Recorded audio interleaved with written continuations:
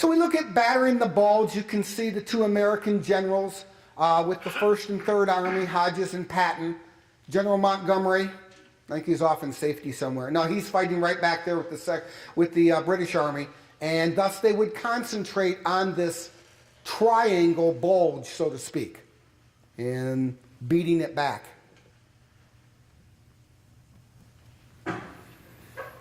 When you research this, probably when you research most any type of war, you're going to find war can and should be, or I guess, is messy.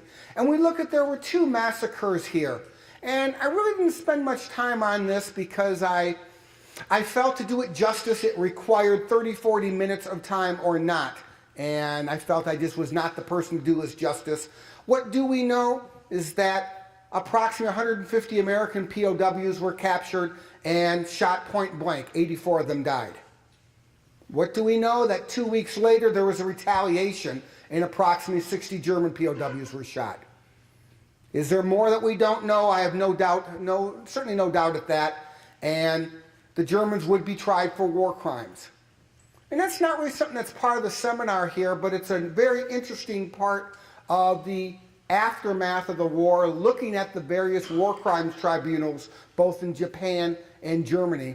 And I think the idea that the losers commit war crimes and the winners do not has probably been fully discredited by today's date. Again, perhaps all war is a crime in one form or another. But help would be on the way.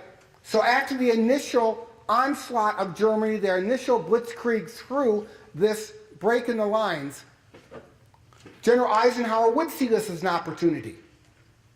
Again, profiles in leadership. This is a man that wanted a counterattack, and no better person to turn to than General Patton. It's one of the infamous little side stories of this, the idea that Patton had already anticipated. He had turned his army, and turning an army is nowhere near as easy as it sounds like. And thus, instead of needing 7, 9, 11 days to turn an army, his infamous response of 48 hours, as he'd already anticipated this request. And that would be quite significant in the response and the beating back of the Bulge.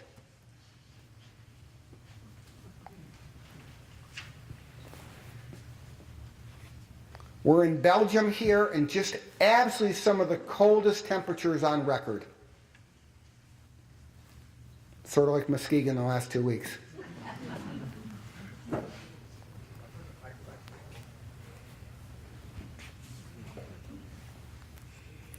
When you think about, again, you're almost to the point of, are we reliving World War I in the trench war? Certainly not, but look where they're at, and trenches are a incredible earthworks that is still used at all times. And how long will remember, these troops, they don't know that they've got a 2-to-1 superiority. They don't know that all the assets are on their side. All they know is they've been fighting all day, and I don't know what was in those rations. I really don't. Maybe not steak and lobster, maybe. Who knows? Gentlemen, any of you guys have better experience with this? Any veterans here, World War II veterans, can tell us what you ate? He ate spam all the time. Spam, okay. Well, it could be spam steaks or spam lobsters. But it would be a victory. And certainly by January, so this entire Battle of the Bulge would last approximately 6 weeks. And by January, by the end of January, that Bulge had been beaten back. And the war is now really, it's over for Germany. It's a matter of time and speed. And tremendous military, but tremendous politics are going to determine and dictate the next 3-4 months of the war. Who gets to Berlin, when, why, how, what type of divisions of Berlin are going to take place, and really setting this up for the geopolitical situation that the world would share for the next 45, 50 years. The legacy, well, the legacy is many, many casualties. The bloodiest single battle that U.S. forces experienced during this war.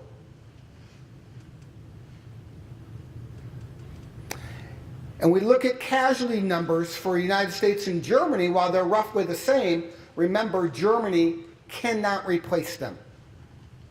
The United States war machine, of course, is operating pretty much at peak efficiency. The German reserves were gone. There was really no effective German fighting force that we would see. Again, the world doesn't know this, but the commanders know this. The German Air Force is effectively done and over with. And the remaining bombing efforts into Germany, while certainly be opposed from anti-aircraft guns from the floor, were not going to face much aerial problems. And the remaining German forces would be pushed back all the way back to Berlin. And remember, you've got this squeeze coming from the Russians on the other side. So this was clearly the beginning of the end, and certainly we know that VE Day is no longer if, now it is just when.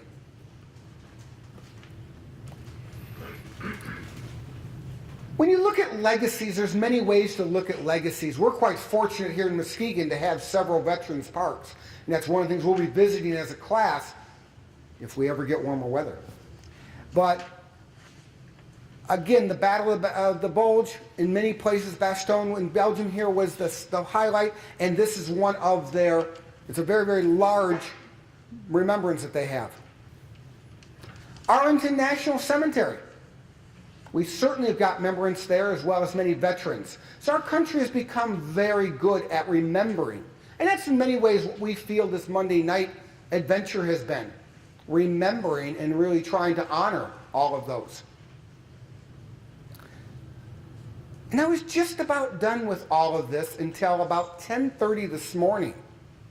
I was sitting home on my 9th cup of coffee. And I came across an article that was really part of Mr. Mullally's work. And learning that there's a Muskegon woman who is one who died at the Battle of the Bulge. And it's one of the, it got me thinking that's been one of the many, I guess, lackings in this presentation for the last 11 weeks. We have not talked about the wonderful work that women have done. Certainly with Rosie the Riveters, but we know there was much more. And this was just an article I was not aware of until this morning. And she's just one of the few women that we've ever found, apparently, who can be confirmed. Mr. Mullally, can you talk to this? Can you talk about this, sir? Yes, just to make sure there's no misunderstanding. Louise Famiano did survive the war. She married Mr. Shalaki. She lived to be an older lady. And the misunderstanding was because of an article that was in the Chronicle listing her with 2 other people who were killed, and her name was listed right among the 3, and it could be read that she was killed.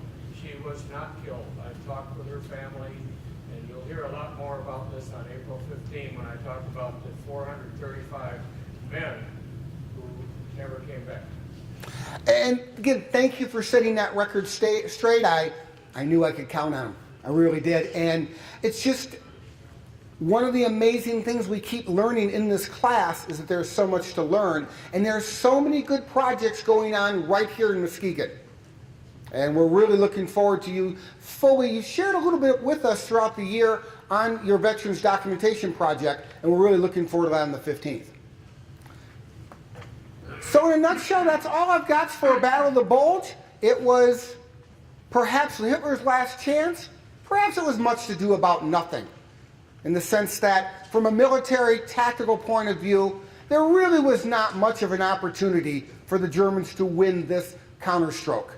Now, certainly to say much to do about nothing is in many ways disrespectful to those who served there, and that's not the point. But from a military point of view, it gets a lot of press when, under any circumstance, we just can't find any evidence that tells us his military goals could have been achieved by driving to Antwerp, splitting the 2 armies, suing for separate peace, turning around, and capitulating the Soviets. I just can't see much evidence of that. And thus, that's where we're at right now. Questions or comments or clarifications? Okay, then I'll probably need, 30 minutes to de-mic all this. But George has got a wonderful presentation on really the next part of the story where it goes from here.